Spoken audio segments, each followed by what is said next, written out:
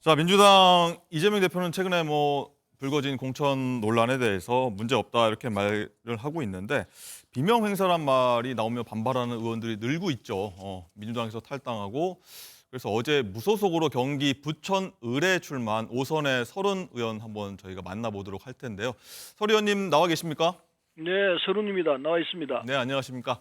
네, 자, 40년간 몸담은 민주당 떠나서 무소속으로 출마한다는 것 좀 생각하지 못한 일이었을 것 같은데 당선되고 민주당에 복당해서 진짜 민주당 세우겠다고 하셨습니다. 신병 어떠십니까? 사실 어제 제가 이 동작동 우리 김대중 대통령님 네 분이 계시는 묘소를 다녀왔습니다. 근데 묘소에 엎드려서 눈을 감고 있는데 마치 환상처럼 김대중 대통령 네 분이 나타나시는 이런 느낌을 받았어요. 그렇군요. 오죽 내 차 안에서 돌아오면서 차 안에서 생각해 보니까 내가 오죽 싸우기 타면은 이런 현상이 나타났을까 이런 생각도 했는데요. 예. 40년 동안 제가 민주당을 했는데 이제 탈당을 하고 무소속으로 출마를 한다 이렇게 생각하니까 이게 정말 좀 억장이 무너진다는 표현이 있는데 그런 느낌이 드는 것 같았어요. 그래서 대통령께도 말씀을 드렸습니다마는 저는 이제 다시 일어나겠습니다. 진짜 민주당이 지금 위기에 처해 있는데 이 민주당을 바로잡을 사람은 저도 그 속에 들어갑니다. 제가 반드시 나서서 바로잡는 데 일조를 하겠습니다. 그리고 예. 싸워서 이겨서 다시 복귀하겠습니다. 이런 결심을 말씀을 드렸습니다. 예. 자, 공천 논란과 관련해서 이제 민주당의 이번 총선 결과를 매우 좀 안 좋게 부정적으로 전망을 하셨는데 네. 상황이 지금 어느 정도로 안 좋다고 지금 보고 계신 건가요? 점점 더 악화되는 것 같은데요. 이재명 대표는 혼자서 지금 완전히 혼자서 결정하고 있어요. 주변에 상의하는 형식으로 경선도 한다고 하는 거지만은 그건 빗발인 거고 그냥 다 혼자서 결정하기 때문에 그 결과가 좋을 수가 없습니다. 본인에게 제일 피해가 갈 텐데 그걸 왜 생각하지 못하는지 참 답답하기 짝이 없어요. 자신이 좋아라고 하는 것 같은데 제가 볼 때는 자신이 가장 피해자가 되는 이런 결과를 지금 만들 거라고 봅니다. 그래서 이 결과가 너무 안 좋을 것 같다는 게 지금 여론조사상으로도 나타나고 있고 점점 지지율이 빠지고 있는데 이렇게 가면은 본인 자신도 당선을 장담하지 못할 거라 생각합니다. 네. 민주당의 어떤 시스템 공천의 어떤 사천 아니냐 이런 건 주장을 좀 취지에 말씀하셨고요. 자, 이와 관련해서 총선 상황실장이죠. 김민석 의원은 공천 과정이 불공정하다고 좀 보기는 어려운 거 아니냐 이런 의견을 냈는데 여기에 대해서 어떤 말씀하시겠습니까? 김민석 의원 본인이 단수 공천을 받았으니까 또 이 이재명 대표 옆에 있으면서 활동을 했었기 때문에 본인 시각으로 보면은 그렇겠지만은 객관적 시각으로 보면 그게 전혀 아니라는 거 본인도 왜 모르겠어요. 알면서도 그런 말을 할 수밖에 없는 조건이죠. 이게 어제 오늘의 문제가 아니라고 봅니다. 의총을 해보면은 이재명 대표에 대한 얘기를 함부로 못해요. 이미 오래전부터 그런 분위기가 만들어졌어요. 그러다가 이게 그중에서도 아주 가뭄에 콩나듯이 이재명 대표에 대해서 비판적인 시각을 갖고 있는 의원들은 전부 다 이번에 다 정리가 됐습니다. 이렇게 나가면 이거 정말 어떻게 하려고 그러나 이런 생각을 아니 할 수가 없어요. 그래서 이 상태로 가게 되면은 김민석 의원은 이게 공정하다 이렇게 얘기하지만 그 예. 얘기에 동의할 사람은 아무도 없다 생각합니다. 이번에 단수 공천 받은 사람들이 그런 소리를 하겠지만은 경선에 처해졌거나 이미 그 감점을 받도록 결정된 의원들은 좀 말도 안 되는 소리 한다 이렇게 대응할 것 아닌가 생각합니다. 예. 자, 임종석 전 대통령 비서실장 한번 얘기도 한번 해볼 텐데 일단 당에 남아서 남기로 잔류하기로 했는데 일단은 당에 남아서 훈리를 도모하겠다 이런 분석들이 지금 나오고 있지 않습니까? 어떻게 보면 나중에 복당해서 뭔가 바꿔보겠다는 의원님 생각하고 좀 비슷해 보이기도 한데 어떻게 보고 계십니까? 전 그 전략이 이런 가능하다고 생각합니다. 음. 이를테면 저는 제 지역에 있는 이 부천 을 지역에 있는 시도의원들이 여러 분 계시는데 8분 계시는데 그분들에게 간곡히 얘기했습니다. 저를 좋아하고 저를 사랑하는 것은 좋지만은 그러나 이번 이 상황에 대해서 탈당은 나 혼자 할 테니까 시도의원 여러분 절대 탈당하지 마라. 다 현직에 그냥 있어라. 예. 나는 언젠간 내가 승리해서 다시 복당한다.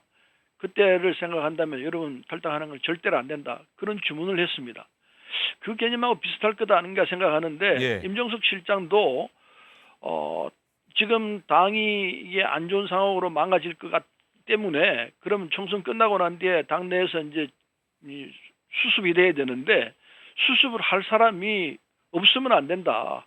누군가 수습을 하겠다고 나서는 사람이 있어야 되는데 아마 그때 이 임종석 실장이 적임자가 된다 이런 판단들을 할 거라고 봅니다. 예. 지금 당내에 남아 있다면은 그런 의미에서는 당에 남아 있는 사람이 있어야 되고 그래서 당 안에서 또는 당 밖에서 이 민주당의 문제점을 지적하면서 제가 볼 때는 이재명 대표는 100석 이하로 떨어져도 안 나갈 사람이에요. 버틸려고 할 거예요. 그때 정리를 하는 작업들을 누군가 해야 되는데 그런 일들을 할 사람들이 필요한 것 아닌가 생각합니다. 예. 자, 그리고 이번 선거에는 가칭이죠. 민주연합으로 선거에 임하시겠다 이렇게 말씀하셨는데 뭐 이낙연 공동대표의 새로운 미래 그리고 조국 혁신당과도 연대가 가능하다 이렇게 하셨는데 구체적으로 좀 어떤 방법이고 또 이들과 좀 교감은 좀 나누고 계십니까?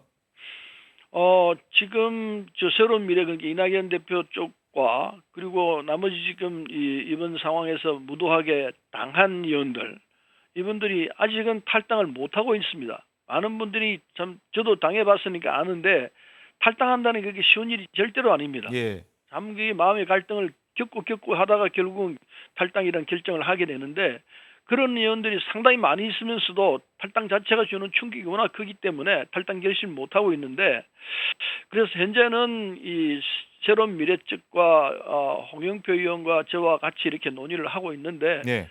결정이 되면 합류할 분들은 많이 있을 거라 생각하고 그리고 지금 시간이 없는 관계로 개문 발차라도 해야 될 것 아닌가 하는 생각을 합니다. 몇 명 정도 지금 예상하십니까?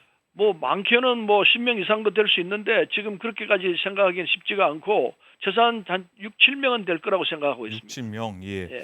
조금 전에 공천 배제했던 홍영표 의원 말씀 언급을 하셨는데 일단은 홍영표 의원하고도 좀 소통하면서 연대 논의 좀 이어가고 계십니까? 계속 논의하고 있고요. 홍영표 의원뿐만 아니고 김종민 의원 등등하고도 논의를 하고 있고 지금 민주당 내에 있는 여러분하고도 얘기를 하고 있습니다. 홍영표 의원 같은 경우 탈당이 임박했다고 하는데 어떤 결정 내리라고 좀 보십니까? 그건 내일 아마 홍영표 의원이 발표를 한다고 그러니까 내일이요? 그걸 지켜보는 게 도리가 아닐까 하는 생각을 하고요. 예. 참고로 아까 말씀드린 대로 홍영표 의원하고는 지금까지 쭉 논의를 해왔습니다. 그래서 결정은 내일 본인 스스로 결정을 하고 발표를 하겠지만은 지켜봐야 할 것 같습니다. 예. 일단 쭉 비장 각오를 말씀하셨고 앞으로의 계획까지 좀 말씀하셨는데 일단은 살아 돌아와야 하는 게 우선이자 좀 전제 아니겠습니까? 일단 어제 그렇죠. 출마 선언에서 여러 공약 밝히셨는데 마지막으로 이제 각오 한번 총선 임한 각오 한번 밝혀주신다면요. 네, 저는 지금 부천 을 지역에서 가오야는 은멸이라고 그랬는데 여기서 12년을 사랑을 받았습니다. 부천 예. 시민으로부터.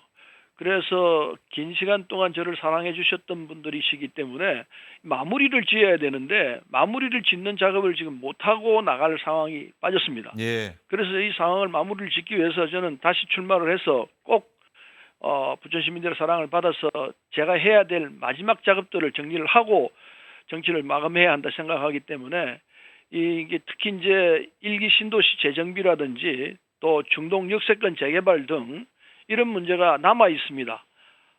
또 그 상동 이 호수공원에 GTX B 노선에 뭐 변전소를 짓겠다는 이런 계획도 있는데 그건 뭐 철회를 시켜야 되죠. 그런 등등의 일들이 있기 때문에 이건 아무나 할 수 있는 일은 아니라고 생각합니다. 제가 지금 나서서 여러 가지 일들을 하고 있기 때문에 이 일들을 마무리하게끔 부천 시민들께서 기회를 주시면 저는 그 일을 충분히 해낼 수 있다 생각하고 예. 충실히 할 각오입니다. 알겠습니다. 여기까지 듣도록 하겠습니다. 자, 서른 무소속 의원 얘기 들어봤습니다. 오늘 시간 내주셔서 감사합니다. 네, 감사합니다. 예. 자, 서른 의원과 잠시 얘기 나눠봤는데 임종석 전 실장의 민주당 잔류 얘기 거기서 한번 나눠봤습니다.